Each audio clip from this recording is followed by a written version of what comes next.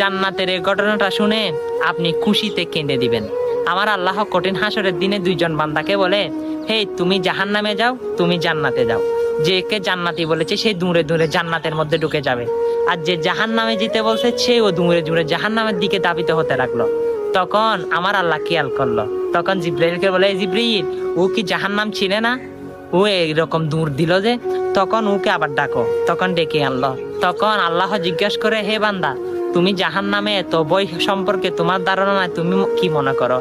তখন সে বান্দা বলে, আল্লাহ দুনিয়া থাকাকালীন আপনার কথা শুনি নাই, হাসরের ময়দানে কোটি কোটি নবী রাসূল এবং মাকলুকার সহ তাদের সামনে যদি আমি আপনার কথা শুনে যদি দৌড়িয়ে জাহান্নামে না যাই, কেমন দেখা যায়? আমার আল্লাহ বলে, হে বান্দা, তুমি দুনিয়াতে আমাকে এত ভালোবাসা দাও নাই, হাসরের ময়দানে এসে এত ভালোবাসা দিয়েছ, যাও সেটার স্বরূপ হচ্ছে তোমাকে আবার জান্নাতে পুনরায় দিয়ে দিলাম। সুবহানাল্লাহ। তখন